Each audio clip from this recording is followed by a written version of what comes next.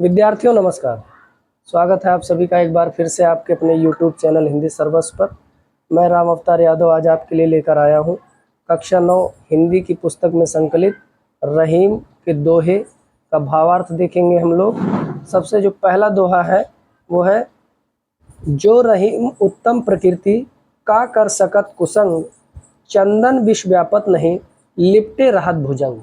रहीमदास जी कह रहे हैं कि जो रहीम उत्तम प्रकृति, जो लोग उत्तम स्वभाव और दृढ़ चरित्र वाले होते हैं, जो लोग उत्तम स्वभाव या उत्तम प्रकृति के दृढ़ चरित्र वाले व्यक्ति होते हैं, का कर सकत कुसंग, कुसंग उनका क्या कर सकता है, अर्थात कुछ नहीं कर सकता है।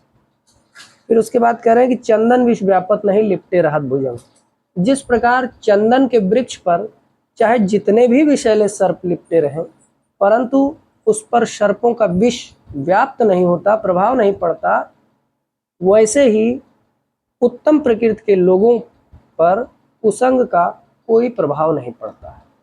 इसका जो काव्यगत सौंदर्य है उसे भी एक बार देख लेंगे। भाषा इसकी ब्रज है, शैली उपदेशात्मक मुक्तक है, रस की अगर बात करें शांत रस है, छंद आप देख ही रहे हैं कि दोहा शीर्षक ही है। अलंकार की अगर बात करें तो इसमें दृष्टांत अलंकार है। अब चलेंगे हम लोग दूसरे दोहे की ओर। रहीमन प्रीत सराहिए मिले होत रंगदून, ज्यों जर्दी हरदी तजे तजे सफेदी चून। रहीमदास जी कहते हैं कि उसी प्रेम की प्रशंसा करनी चाहिए। प्रीत सराहिए, सराहिए माने प्रशंसा करनी चाहिए, उसी प्रेम की प्रशंसा करनी चाहिए मिले होत रंगदून, जिसमें दोनों प्रेमियों का प्रेम मिलकर 2 गुना हो जाता है। फिर उसके आगे की लाइन है, ज्यों जर्दी हरदी तजे तजे सफेदी चून। कह रहे हैं कि जैसे हल्दी पीली होती है और चूना सफ़ेद, परंतु दोनों मिल करके एक नया रंग अर्थात लाल रंग बना देते हैं। हल्दी अपने पीलेपन को और चूना अपनी सफ़ेदी को छोड़ करके एक रूप हो जाते हैं। सच्चे प्रेम में भी ऐसा ही होता है। वही प्रीत जो है सराहनीय है, उसी प्रेम की सराहना करनी चाहिए। इसके बाद अगला जो दोहा है इसमें भी ध्यान देंगे, दृष्टांत अलंकार है, बाकी काव्यगत सौंदर्य वही है। अगला हमारा जो दोहा है, टूटे सुजन मनाइए जो टूटे 100 बार, रहीमन फिर पोइए टूटे मुक्ताहार। रहीम जी कह रहे हैं कि यदि सज्जन रूठ जाएं तो उन्हें मनाते रहना चाहिए, उन्हें मना लेना चाहिए।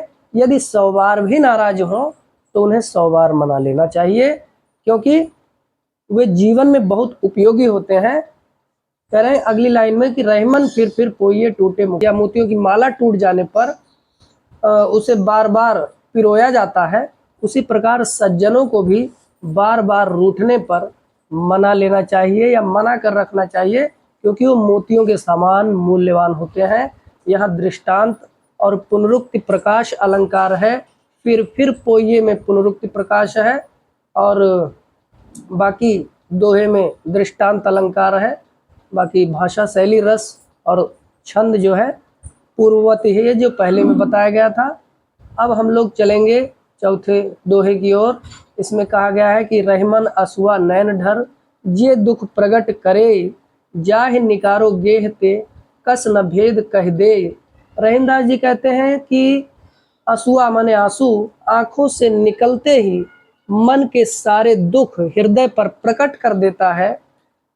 कभी कहना चाहते हैं रहीमदास जी कह रहे हैं कि जिस प्रकार व्यक्ति को घर से निकाला जाता है तो वो घर के सारे भेद क्यों ना कह देगा, अर्थात घर से निकाले हुए व्यक्ति, घर से निकाला हुआ व्यक्ति बाहर जाकर के जैसे सारे भेद कह देता है, वैसे ही आंखों से आंसू निकल करके समस्त दुख को हृदय पर आकर प्रकट कर देता है।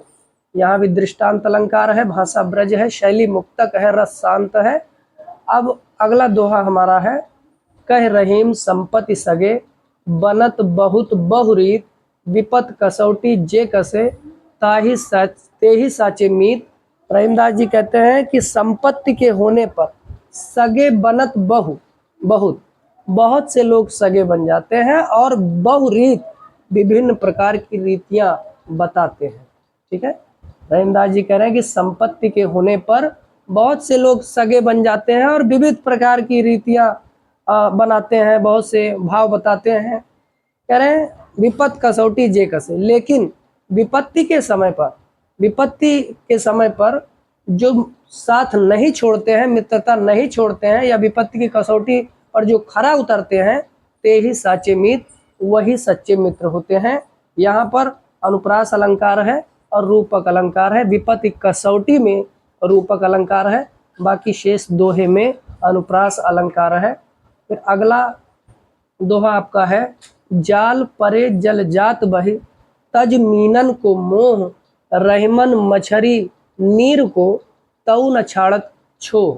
कह रहे हैं जब जाल पड़ता है, जाल पड़ने पर जल जात बहे, जल बह जाता है, तज मीनन को मोह, मछलियों का मोह छोड़ करके। कह रहे हैं जब जाल पड़ता है तो मछलियों का मोह छोड़ करके जल आगे बढ़ जाता है, और रहमन मछली नीर को, लेकिन जो मछली होती है वो नीर को यानी कि पानी के प्रति जो उसका प्रेम है, तऊ न छाड़त, तब भी नहीं छोड़ती है। कह रहे हैं रहीमदास जी कि लेकिन मछली जो है वो पानी के प्रति जो उसका प्रेम है उसे फिर भी नहीं छोड़ना चाहती है, बल्कि जो पानी है वो जाल पड़ने पर मछलियों का मोह छोड़ करके चला जाता है।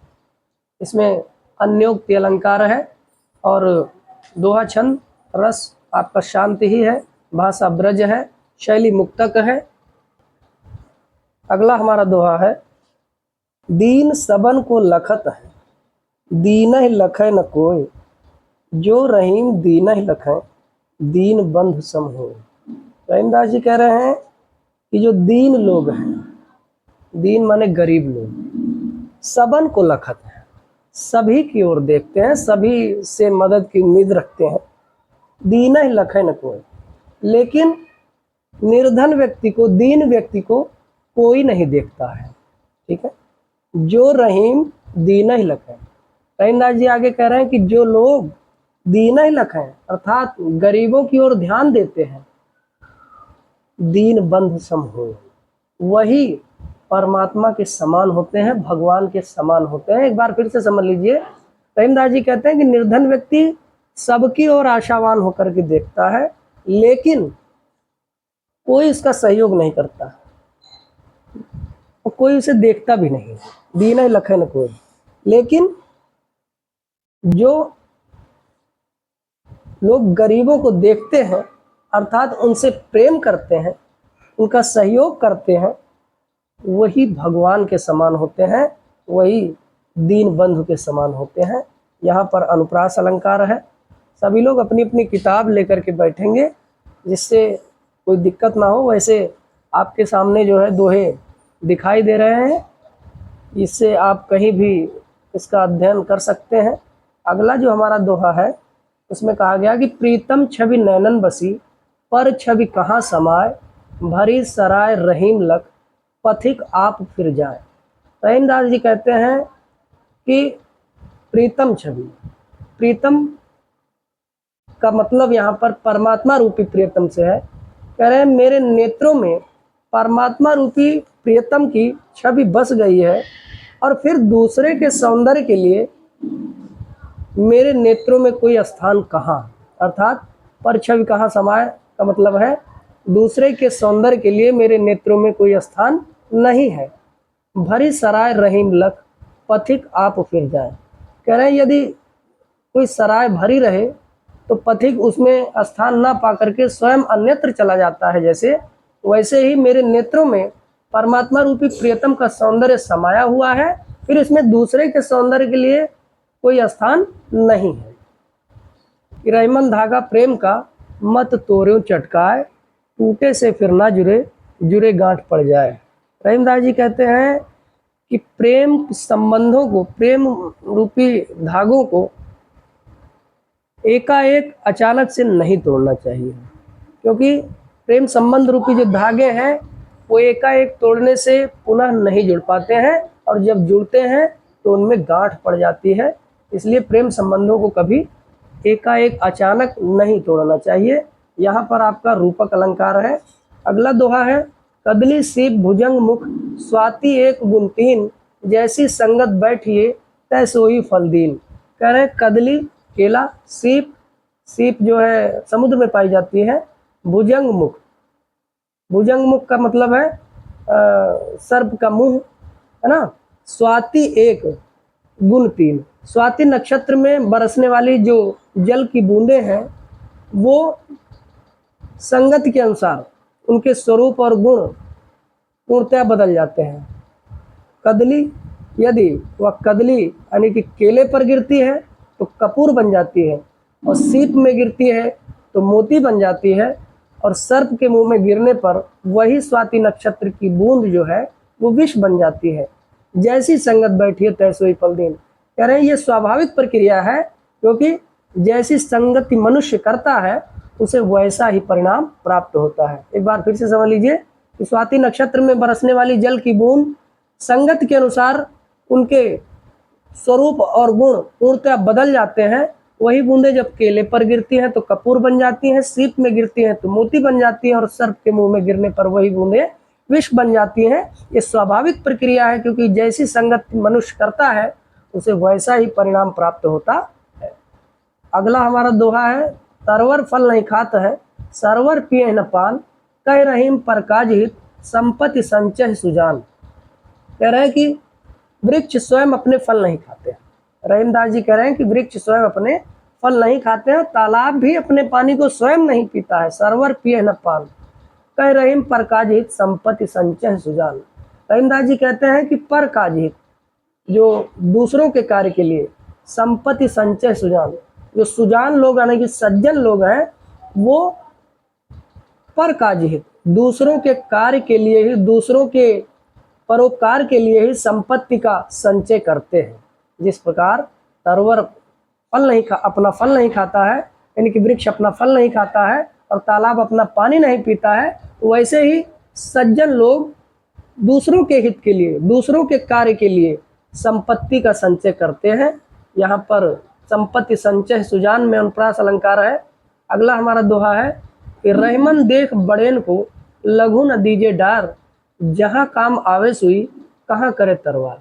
रहीमदास जी कहते हैं कि बड़े लोगों को देख करके छोटे लोगों का निरादर नहीं करना चाहिए, उनका साथ कभी नहीं छोड़ना चाहिए, क्योंकि जिस स्थान पर सुई का काम होता है उस स्थान पर तलवार नहीं कर सकती है, उस कार्य को तलवार नहीं कर सकती है। इसलिए छोटी चीज़ें या छोटे लोगों का कभी निरादर नहीं करना चाहिए। यहाँ पर भी अनुप्रास और दृष्टांत अलंकार है।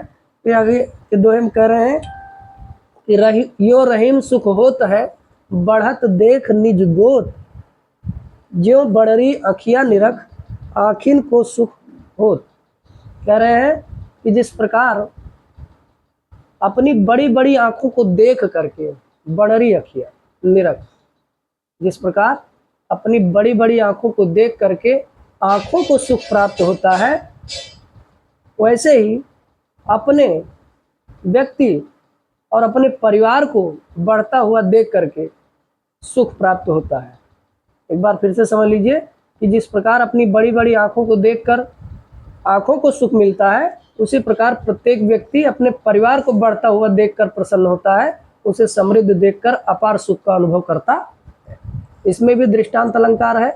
और जो अंतिम दोहा है हमारा, उसे देखेंगे आप। रहमन ओछे नरन ते, तजो बैर और प्रीत, काटे चाटे स्वान के, दुहू भांत विपरीत। रहीमदास जी कहते हैं कि जो व्यक्ति संकुचित या ओछी मानसिकता वाले लोग हैं, ओछे स्वभाव वाले लोग हैं, उनसे शत्रुता और मित्रता दोनों का परित्याग कर देना चाहिए। ऐसे लोग श्वान की तरह होते हैं। जिस प्रकार काटे चाटे श्वान के, कुत्ते के काटने और चाटने दोनों स्थितियों में व्यक्ति को नुकसान पहुंचता है, वैसे ही ओछे प्रवृत्ति के लोगों से मित्रता और शत्रुता करने पर कष्ट और पीड़ा ही प्राप्त होती है। एक बार फिर से समझ लीजिए कि जो व्यक्ति संकुचित स्वभाव वाले हैं, उनसे ना तो शत्रुता रखना अच्छा होता है और ना ही प्रेम करना या मित्रता करना। कुत्ता चाहे काटे या चाटे, दोनों ही बातें बुरी होती हैं। जिस प्रकार कुत्ते के चाटने और काटने पर दोनों तरीके से नुकसान होता है। वैसे ही ओछी प्रवृत्ति के लोगों से मित्रता और शत्रुता करने पर नुकसान ही होता है। इसमें आपका जो है अलंकार की दृष्टि से बात करें तो यहाँ पर भी दृष्टांत अलंकार और अनुप्रास अलंकार ही है। और इसी के साथ आज का हमारा वीडियो यहीं पर समाप्त होता है। अगले वीडियो में हम नए टॉपिक के साथ उपस्थित होंगे। देखते रहिए हिंदी सर्वस्व। और वीडियो अगर पसंद आया हो तो लाइक करें और अपने कक्षा 9 के साथी भाइयों को जरूर शेयर करें। धन्यवाद।